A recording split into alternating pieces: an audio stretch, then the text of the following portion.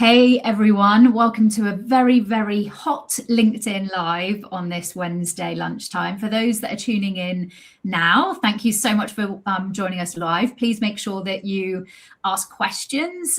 This is your opportunity to hear from some brilliant experts in the room. And if you're watching it on playback, I will be putting up the QR codes for our LinkedIn profiles. You can drop us a line and ask questions as a follow-up. And we'll also be putting a little learning session out afterwards, a learning PDF you can download from the website. So we love at Launch to get experts involved. And today we've got two amazing experts, one homegrown from Launch and the other from our partner agency Resignal, who we work very closely with on SEO and want to do more and more with. We've just been to their brilliant eCommerce event, and although you've missed it for this year, please do sign up for next year. So guys, do you want to introduce yourself? Yeah, cool. I'll go first. Danny, head of paid at Launch. And I look after the strategy with regards to all our paid clients. And particular today, an e-commerce. I love e-commerce and feeds, and like Jaye will probably say, and she's probably said a million times, if you get me talking on feeds, then God help you. I can't stop. And I'm Callum, Director of Organic Search at Resignal. Resignal is, as Jaye mentioned, an organic search agency working predominantly with e-com clients. At Resignal, I work mainly on the service offering and taking us forward as an agency in terms of how we're supporting our clients. Awesome. Well, it is great to have you here today. Today, we're going to be talking the Google Shopping Foundations every scaling e-commerce brand should have in place by September. And we say September because obviously that is the dawn of the Black Friday Q4 season. And there's lots and lots of things that have been changing within Google Shopping, within e-commerce. We've got the dawn of UCP coming too. So I'm sure we'll touch a little bit on that today. But why we've got PPC and SEO together is because that is when you've got that working together, you are going to definitely supercharge your results in Google Shopping. So I'm going to bring up, so that we can follow along, a bit of a slide deck to help everyone. And I think we should go straight into it. So why don't each of you take in turns to kind of talk about what you see on your side of when they're siloed, when PPC and SEO are siloed. Cool. Andy, do you want to go first? Yeah, I can go first. I think when we start working with any client, I think we start pulling in the feed. We use Shoptimize for our feed management, and I think you start pulling in the data, and that's when you start to understand the structure behind it, which is where Callum sits and where Callum's team then can get involved. It's kind of still not 100% or nowhere near where it needs to be for our point of view, and we then end up spending a lot of time rewriting titles, adding meta descriptions in, adding all the attributes in. Which again is fun. I actually enjoy that side of it, and getting a feed to where we want it to be able to then go, that's the benchmark, and we can start testing from it. But it is a lot of that initial data pull is kind of where you kind of start to see all the gaps and all the holes in it. Exactly like the example states as well from Smoke and Grey. I think it's a great example of where we've seen brands and we've worked with in the past where they have particularly specific color matches that the website matches to, but from a paid aspect it doesn't really match, so we then have to spend a lot of time changing all those. But when we do that, nothing really changes on the website, to which then it's why Callum steps in. Yeah, I think like the biggest disconnect from an organic search perspective is actually the perception that all of this would be handled by like a paid team, because historically the merchant center feed lives with the paid team and we've just kept it at arm's length. But because it's so important for organic shopping, and because the underlying data is so important for like something what Danny needs basically, and what the paid team need, it definitely can't be kept at arm's length, and it needs to be integrated as part of their wider strategy. You can't just go about like optimizing that on-page content and hoping that say you're going to be visible for organic product listings. There's a holistic approach to take to it, and I think it all just comes down to having those that connected workflow, basically, so you're not operating in those silos. And quite often it can be client side, can't it? That they've also got separate teams. So you've got a completely siloed, 2 different agencies, 2 different teams, and then you get a real disconnect. A lot of the work, Danny, like you say, that you're doing just sits in the feed and doesn't actually impact the website. So, and one of the things that we see is that collaboration piece. How does that work, Callum? You know, how do you make sure that those teams are in the room? The way we've done it, actually, speaking from experience, is encouraging in-person meetings where multiple agencies are in the room on the same day for that client. We've had some clients that have actually driven this, and then we've learned from those and been like, yeah, we probably need to sort this out as well. I guess like it gets rid of like your initial preconceptions that maybe they're not open to collaboration, and then you realize you've both got a shared goal that you can then work towards. And it's a lot easier for the client if you guys are getting on together, working to like basically growing revenue from organic search and paid search, Google shopping platform, if you will, together, and they're not sort of mediating between the two. Absolutely. So yeah. We love. I was going to say that the other bit, I think it is that disconnect of them thinking, oh, there's a bit like what you were saying, Jay, about the change in teams. You can, like, from our point of view, we can definitely see when there's been a change in when like from a client side, there's been a changeover of personnel there as well, where 1,000 SKUs have been wrote by one person, and then you can clearly tell that when new person came in, they changed how they were writing everything. Titles then suddenly change, and there is probably a bit of a grey area where the SEO on-site side of it does fall down with. If there is no agency involved, that's it then sits in-house with the client. But then is it the e-com team that to be able to get all the data in there, or who does it sit with? I think there's definitely a bit of a grey area internally. Coming down to people. It always comes down to people. We love all agency days here.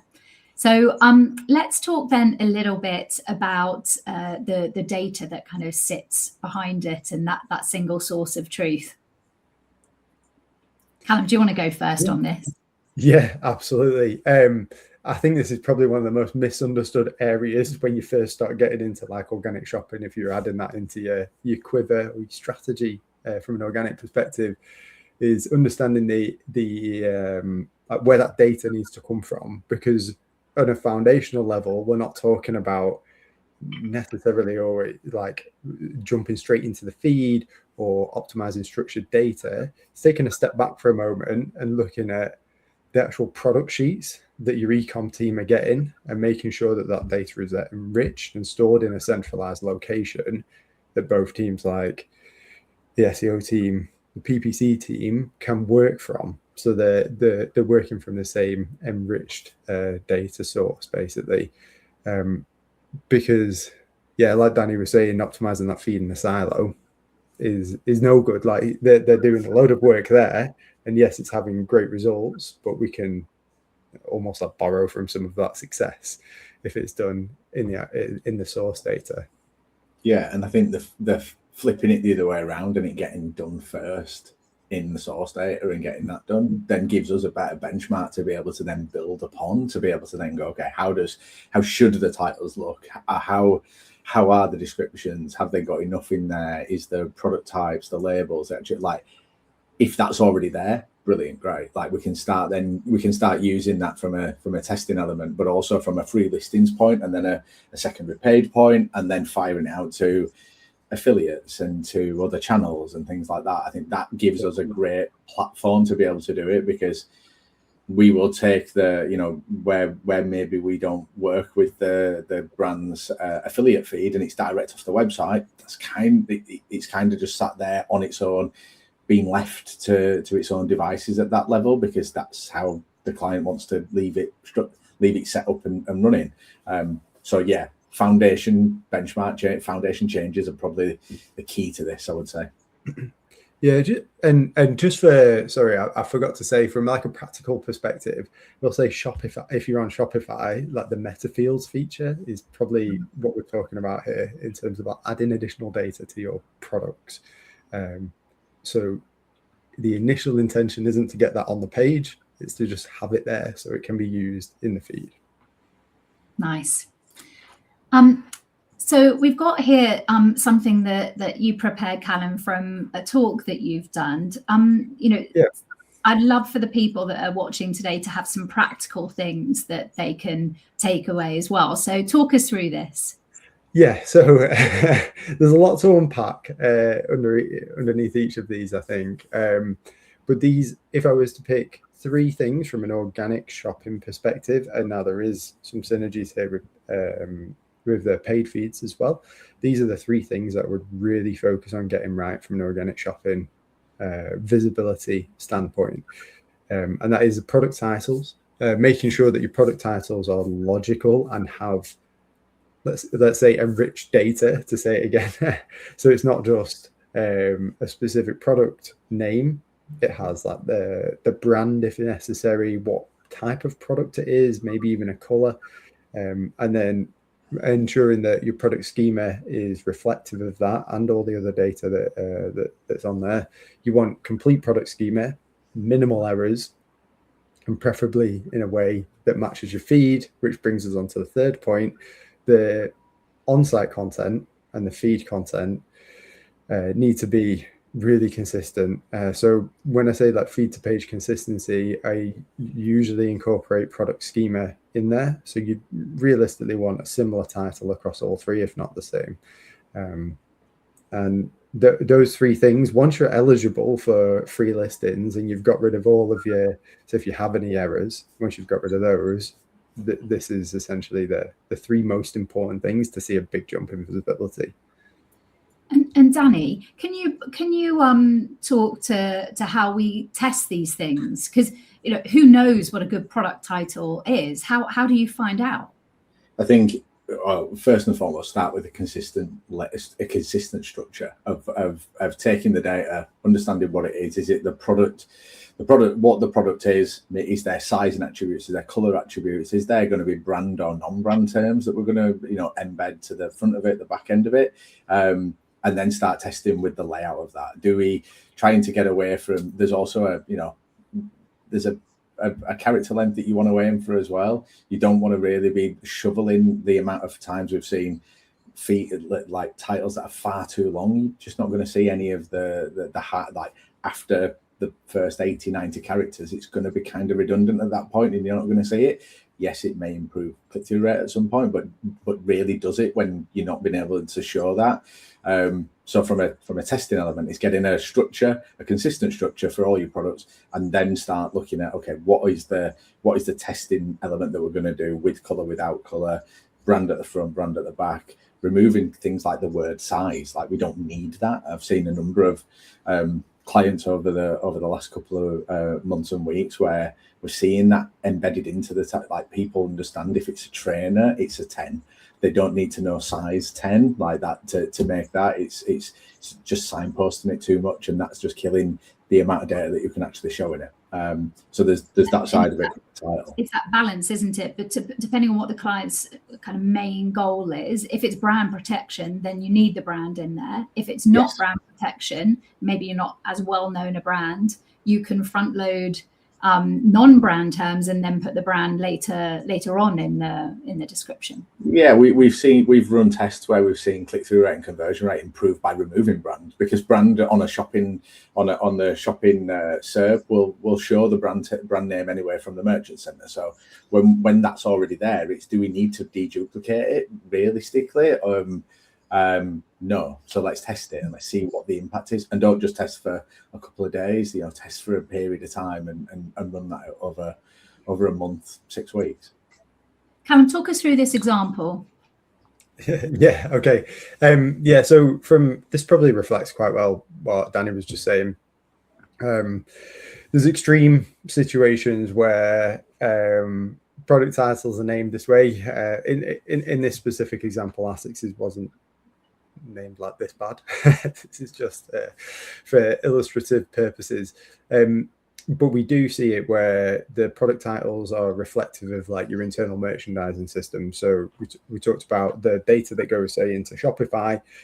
If you have a product, Nova Blast 5, which is a running shoe, and you have various attributes attached to it, like color, size, but the core product name is Nova Blast 5, and that's what pulls through to your feed and through to your page, we'd really look at enriching that with a bit more of a description. So in this case, for the goal will be to get non-branded visibility through organic shopping by way of matching with like the intent around like the men's running shoe, and a bit of their brand name in there as well. It does really depend. I'd recommend doing the research in terms of what the existing data within the organic shopping SERPs show in terms of like the names they're using for products. So how the products are showing in there, because they can, I'm sure you've seen it in organic shopping, it pulls together a bunch of different retailers under the same product name. Realistically, you want to be somewhere very close to that main name, and not a complete outlier. Yeah, that's a great point. And the other bit to that is I don't think there's from a paid element, there's not this is the right way to do it as well. Like I think it's testing, like moving these around and maybe putting Nova Blast 5 first and then the brand and trying that. I think if you do a search for that particular product, you will see different variations from a paid element. From the free listings element that Callum's pulling down, it does definitely look around the ASICS Nova Blast running shoe structure that they've got. So again, it's having those two feeds working together, but having the right data in there to understand the strategy behind it. Talk about the more in-depth stuff within the schema. Yeah. So in terms of the structured data, like out of the box, you're probably going to get a lot of this from a Shopify perspective. If you're on Shopify, you're going to have all the stuff in green. Probably it's up to you to make sure that that's marked up. Populated correctly, because it will be marked up, like the product name. However, you can add additional detail in there. So this is what we talked about: enriching the data, adding like material, color, weight. There's a really interesting one actually. We work with a lot of sportswear brands, and you can add, there's a schema for physical activity category within product schema. It's like cross training, cycling. Yeah, and I actually don't know how valuable it is, but we just like to add it in when we can. And then variant schema is a massive one that is commonly mismanaged. So variant schema, if you think about your feed, you have your product ID and then the variants that come off that. Variant schema needs to replicate that really. So your product groups in your feed need to be replicated through variant schema. This has been done many ways in the past, but rarely is it done right on e-commerce websites. And it's one of like the biggest barriers to visibility we see from organic shopping when this is done incorrectly. So make sure you do research before implementing variant schema and make sure it matches what's in the feed as well. Brilliant. Anything to add to this, Danny? I mean, obviously we use tools that scrape Shopify, so the greens are going to be there, but then are you adding the orange detail if it's missing the website? Yeah, we are, and I think it's standardizing it, and I think there's some other ones as well that's really good. I think for sportswear and for clothing, it's like things like size type as well. So size type, so whether it's an EU or it's UK, like for trainers, so for the ASICS example, and then there is a size, there are another size as well for clothing. So whether it's petite, extra long, large, regular, like to be able to add to that, just to be able to make sure you've got that differentiate. Gender's another one as well, making sure, you know, male, female, unisex, to be able to show to the right people. So again, it's packing it as full as you can do and getting the right data in there. Yeah. And, you know, again, an emphasis, in case some of you are just joining at this point, the emphasis is if you just do this in the feed, which often we are doing in PPC, you're missing so much of that organic picture by not doing it on the website itself. Well, and in fact, is this the right point, Callum, to also talk to the future of where things are going? Because not only is this important for Google Shopping, we must also say Microsoft, you know, shopping for meta catalogs, but there's more things coming, isn't there? Yeah, yeah, there definitely is. So I don't know where to start in terms of the data that you are providing, not just even structured data, just the product data that you are providing in any form to search engines, including AI or AI systems. That is going to be the basis of almost like the future of shopping online. Allowing these systems to understand your product in greater detail will 100% future-proof you in sort of an area where we likely will see less traffic to the websites. We'll probably see less traffic to product pages even, and we're already seeing a shift between category pages and product pages now, which is why from an organic perspective we're focusing so heavily on PDPs, whereas previously we focused on category pages. The next shift is like maybe 10% of that product page traffic doesn't actually ever reach zero click. Yeah, so the zero click behavior is something that we need to be aware of, and you're not even going to be part of the sort of consumer journey if you don't have that product data readily available to these systems, which is essentially what I was trying to get across with this slide. Structured data is just one of the mechanisms for it. Nice. Should we talk a little bit about consistency?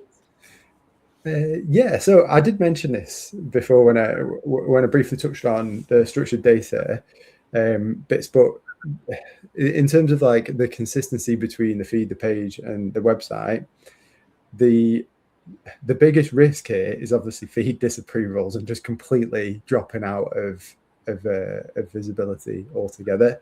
But the more consistent this data is, the better your visibility is.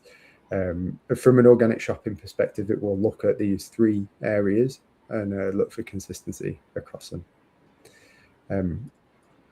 But yeah, you certainly don't want to be accidentally dropping the paid teams because the paid teams products out the feed.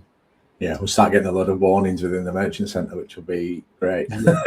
Well, actually, that's a really good point to raise here. The communication between paid and SEO is really important at this point, because often it's possible to have two separate feeds, but there are instances where it's not possible. So making those changes is important to keep everybody in the loop, isn't it?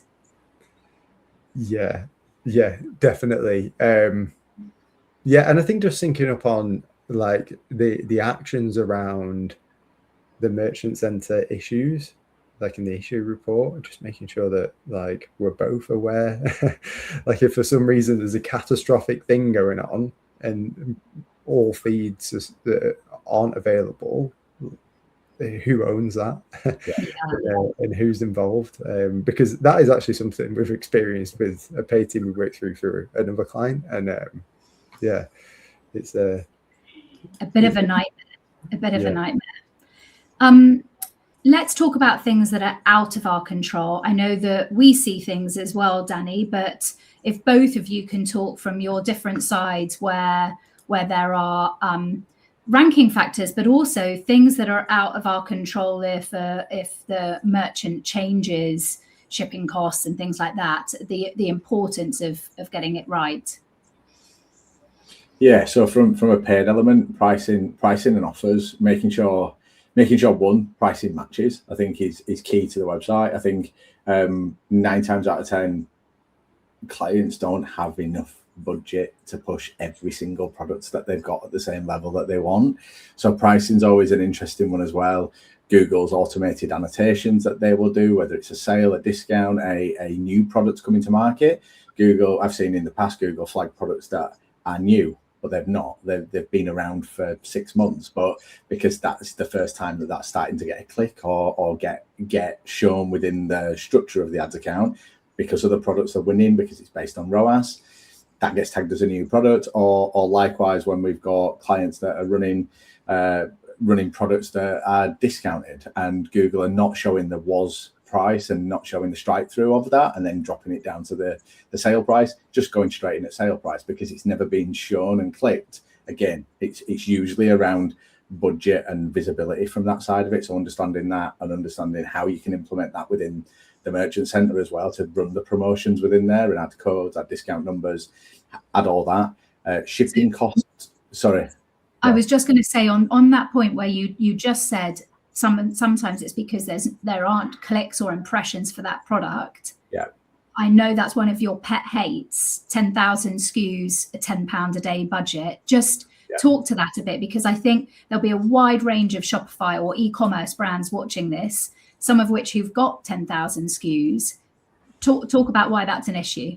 Yeah, so I look at it and we look at it from a budget per product per day scenario of, okay, we've got X SKUs that we're trying to push and we've got X budget per month, and you divide the budget per month by, let's say, 30 days on average, those SKU numbers don't change. You're still trying to push 3,000, 10,000 SKUs every single day for that daily budget. So when we've looked at it and when you start looking at clients where, from a pitch that we did a couple of weeks ago, where I think it was 21 cents per product per day, they were pretty much like putting at the side of a product and saying, okay, there's 21 cents, hope it sells, and it's £80.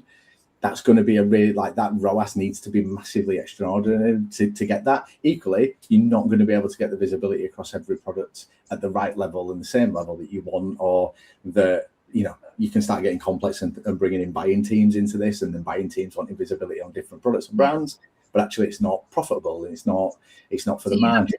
You have to be strategic with the size of your budget, the number of SKUs you have, and understand that it's got to be right sized. And if there is a range that you need to push that's about to go on sale, if that visibility needs to be there to show the before and after price, you've got to build that into the strategy in the preceding 30 days to get then the outcome of the before and after price. Yeah, it's being strategic with it and it's communication. We did a call with a client yesterday, like looking at a particular product range that they've got. So we've made those changes to try and drive that, because they've got stock of that product, but the other products were doing so well in the category. We were going after profitability and revenue and margin on the right products, which was completely the right strategy. And he was the client was pushing it to the board to go, we can't push this because it's not that profitable. Actually, we're going to test it and we're going to try and push. And again, it's that testing mentality, but communication with clients to go, let's try it, let's see what we can do. Can we get the revenue upon that product and push it? But it's, again, having the budget to be able to do that is always going to be the crux of everything. Challenge. Callum, talk about this quality score and the factors that are out of your control. Yeah. Similarly to what Danny said, I think the biggest one is pricing and offers.